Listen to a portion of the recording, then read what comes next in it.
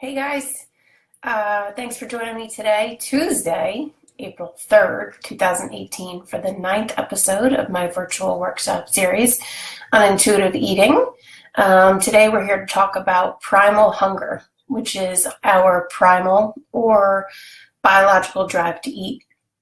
I am broadcasting a day early because I have a conflict tomorrow, so I hope you don't mind the schedule change, and maybe it'll work out for some of you. Before I go any further, here's my usual disclaimer that everything I say here is for educational and informational purposes only, and is not intended to take the place of any advice you may receive from your healthcare practitioner. Okay, so last week we discussed honoring your hunger, which is principle 2 of Tribole and Resch's intuitive eating. Oh, maybe it works out better for some people. I already got a bunch of people on. So honoring your hunger, which is principle 2 of the book, Intuitive Eating. And if you took some time over the past week to notice, to pay a little extra attention to your hunger signals, then kudos to you. And if you ever let yourself go too long without eating, what might you have noticed? Did you become ravenous or enter a state of quote-unquote hangry? Did you end up eating more than you normally might have at your next meal or later in the day? Or were you ever quite able to catch up to your hunger? Or did waiting too long to eat result in a kind of numbing or dulling of your hunger signals later on? And how did this make you feel physically and emotionally? Were you able to notice your hunger, your physical hunger signals, how they manifest themselves in your body? Were you able to practice non-judgmental awareness of these cues? I hope you were. I hope you were able to practice self-compassion. And I hope everybody was able to take the time to practice a little mindfulness about their hunger. But if you weren't able or felt blocked in some way, that's totally okay too. We all move through these steps at different speeds. And there I have a call coming in because my son is homesick. Sorry. So we all move through these steps at different speeds, and we may not even follow the intuitive eating principles in order. Tribole and Resch are very careful in the book to mention that that's why they name them principles as opposed to steps, because you're forced to write things in a particular order, in a specific order, and that's the order they chose. But the order that the principles flow in may not be the order that works for you. And as I'm learning, as I work through the steps, is when you hit some roadblocks later on, you may need to double back or triple back, or keep coming back to the same couple of principles over and over until you kind of get to the bottom of where you are blocked. Okay, so back to what might have happened to some of you if you waited too long to eat and entered a state of feeling ravenous, of feeling so hungry you would literally eat anything. And if you're someone who might have dieted frequently or followed meal plans that kept you on a very restricted calorie count, your body might start to feel like it's starving, like it's never getting enough of what it needs. And that state is called primal hunger. And it can drive people to behave very interestingly. And interestingly is a kind word. What's interesting is that your body literally cannot distinguish between an actual food shortage, an actual external state of famine where there's physically not enough food to feed everyone, and a diet or a state of self-enforced restriction. Your body only knows that it's not getting what it's become accustomed to getting. And now that there's less to work with, it starts to slow everything down. Our biological need for energy, for fuel, is so humanly basic that if we don't get enough for our biological needs, our body will physiologically compensate through powerful biological and physiological mechanisms. These mechanisms can take the form of your body releasing very, very powerful neurochemicals that literally take over your eating behaviors. So, make you act a different way about food. The neurochemicals can take over your food cravings. They can cause you to crave certain kinds of food, usually carbs, because that's the simplest form of energy. And these neurochemicals can even create an obsession with food. And to illustrate the effects of primal hunger, and we do have a doctor in the audience, so I thought that might appeal to you, I want to share with you a landmark study conducted during World War II by Dr. Ansel Keys. This was called the Minnesota Starvation Experiment, and Dr. Keys conducted it to prove the power of food deprivation. During World War II, there was a lot of famine, a lot of starvation going on, and the point was to help scientists understand what happens to human beings when they are subjected to starvation and are living in famine conditions, and kind of how to help people recover from that, how to understand why they're behaving the way they're behaving while there's a shortage of food. So it was really, it had nothing to do with disordered eating. It had nothing to do with diet culture. It had everything to do with helping soldiers, and the people that they chose, the men that they chose to participate in the study, were conscientious objectors. They did not want to take up arms in the fight, but this was one way that they felt like they could contribute to the welfare of their fellow soldiers. And so they volunteered for the study. They had over 400 men volunteer to do the study, and they chose 36. So the starvation study was designed to help famine sufferers. Like I just said, the subjects were 36 healthy men. And if you want to read more about it, there's so much on like the psychology of hunger and things like that. There's all these amazing articles. You can just Google Minnesota Starvation Experiment. And what's really interesting is these men were chosen because they exhibited superior psychobiological stamina, let's quote unquote, or they were chosen because they had superior physical and mental health.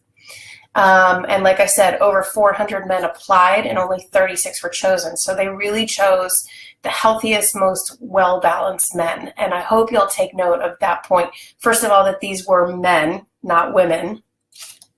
And the significance of that point will become clear when I tell you about the results of the experiment. And again, these men were specifically selected to participate in the study because they were extremely healthy, biologically healthy individuals, and they were mentally and emotionally very well adjusted. Okay, so here are the details of the study. During the first 3 months, these men ate as they pleased, and the scientists just observed their eating patterns, and they tracked their consumption so they could get a good idea of, on average, how many calories they took in. So they basically practiced intuitive eating, as they were born to do, but their food intake was tracked. It was determined that these men ate an average of 3,492 calories per day. That's almost 3,500 calories per day. That's what they were eating when they continued to eat as they had been before the study began.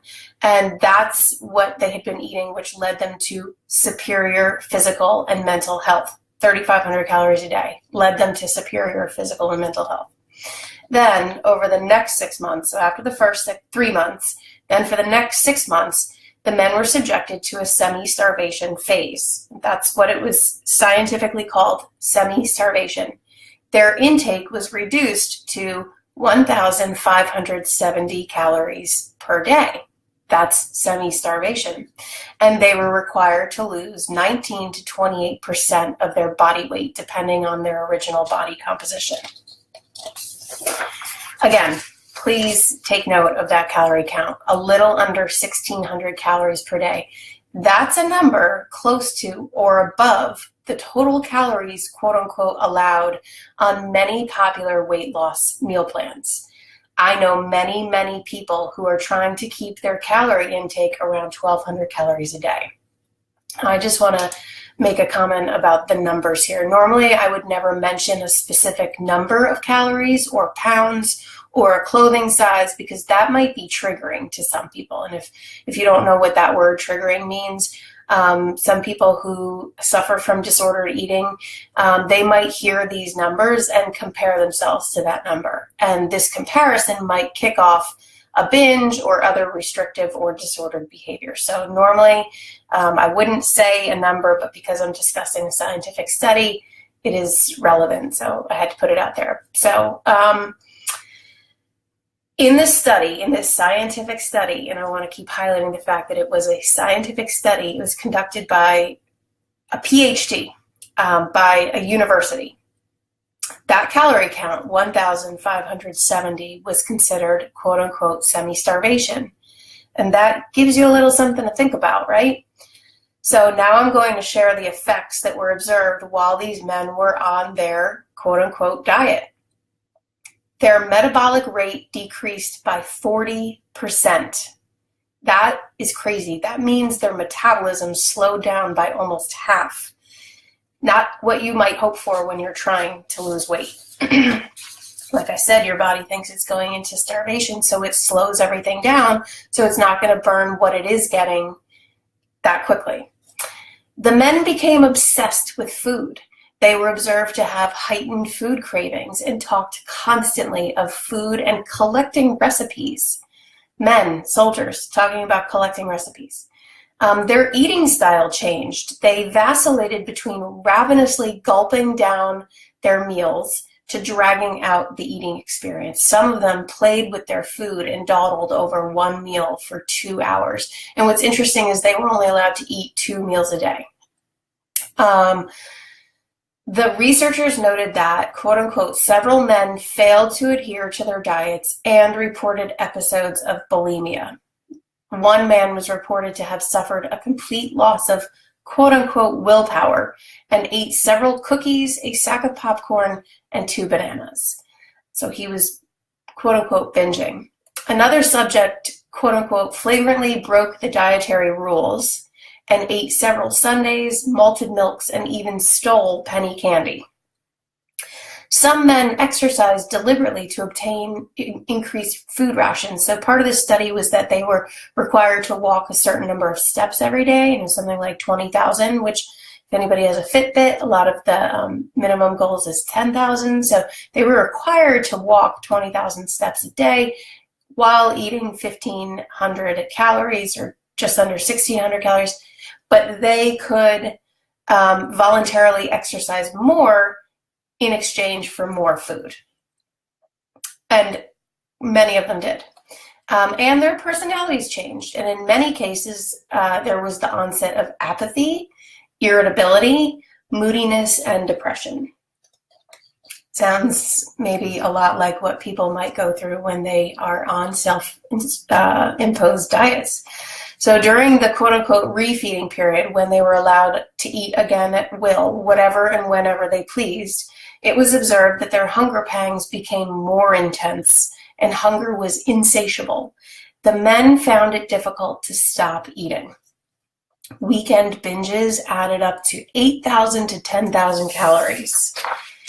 And this is really, really interesting. It took the majority of men an average of 5 months. That means it took some of them more than 5 months to normalize their eating after the experiment was over.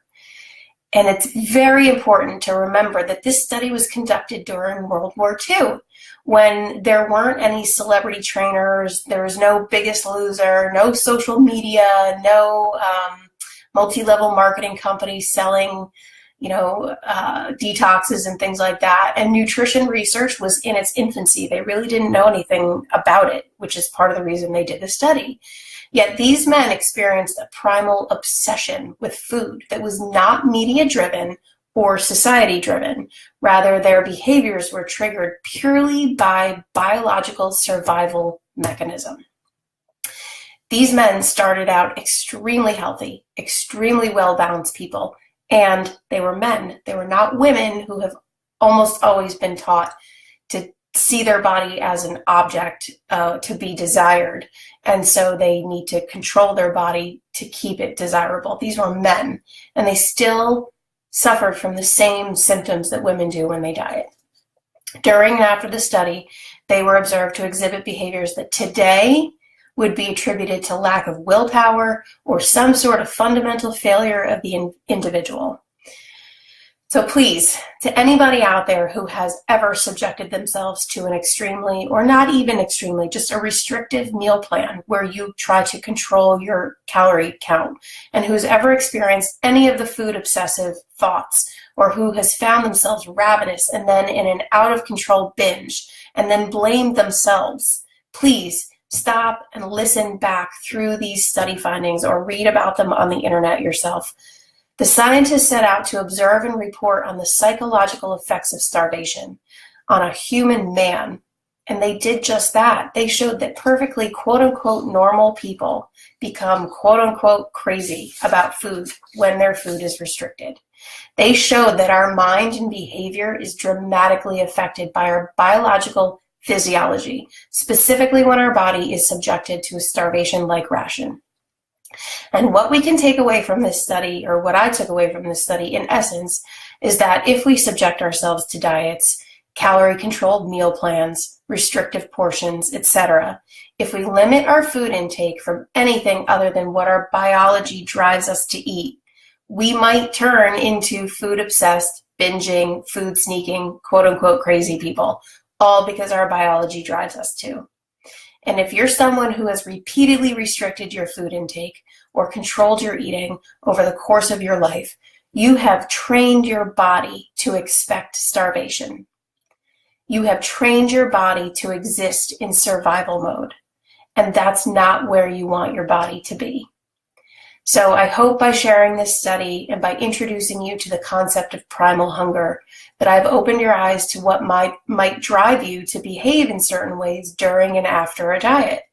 I hope I've illustrated that diets can literally make you food crazy, and it's not your fault. There's nothing you can do to stop it. It's biology. It's evolution. And if you've ever gone on a diet and behaved in any of these ways, it could take months, a year, years, depending on how long you've been a dieter, for your eating to normalize, to rebuild that trust between you and your body. So if you're undertaking this journey of becoming an intuitive eater along with me, please know that it takes time. And there's a whole course of things that you go through which are pretty predictable if you read the book.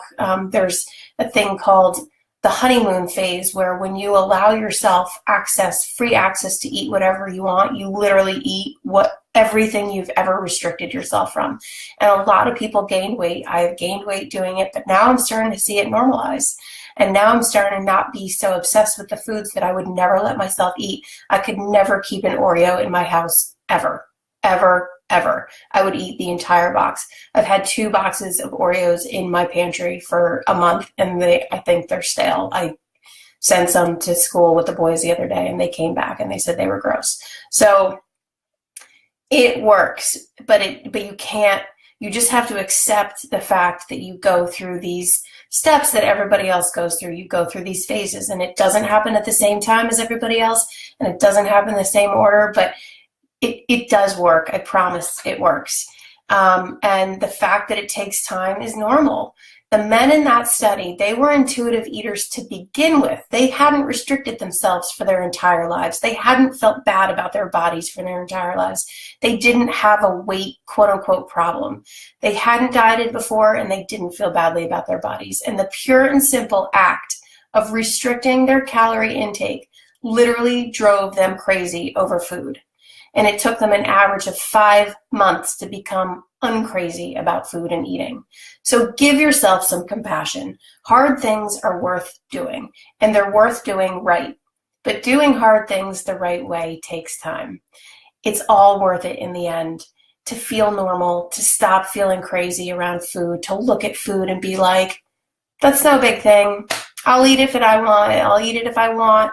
I won't eat it if I don't want. If I'm hungry, I'll eat it. But to get there takes time, and to regard your body with love and acceptance and appreciation and gratitude. If you're someone who has developed a less than loving attitude towards your body, that takes time too. This stuff is not easy, people. That's why if you need some support, I'm your gal. I'm here with this knowledge and personal experience of what this feels like. I can be your guide towards food freedom. After all, I'm not sure how many of you know this, but the slogan I coined for my business, KP Coaching, and what I have on the back of my business cards is for the woman whose body has taken a beating from her mind. But 19 minutes, I'm under 20 minutes. Maybe I can wrap it up in 10 seconds. So that's all for today. I hope you can join me next week. I will not be broadcasting on Wednesday. I'll be broadcasting on Friday, I guess it's Friday the 13th, on Other Voices of Hunger. We'll talk about taste hunger, otherwise known as cravings. We'll talk about practical hunger, which is not eating when you're hungry per se, but you know you might be hungry later, so you eat as if planning ahead for being hungry. And the now famous emotional hunger, which is a really loaded topic, and I can't wait to get into that one. So until then, if you like this episode, please, please, please share it. If you'd like to contact me for a session, visit my website, www.kpcoachingjupiter.com. Send me an email, call me, text me, PM me. I'm here. I want to help you. I want you to be happy. I'm so glad you were able to watch this episode. If you liked it, please give me a like or send the link to your friends, family. Thank you so much for your support and tuning in and listening. It means a lot to me, a lot that I have a lot of people on here live, and that my viewership keeps growing every week. People come back and watch it after the fact. So I hope to see you next week on Friday, April 13th. Until then, be well, feel well, and bye for now.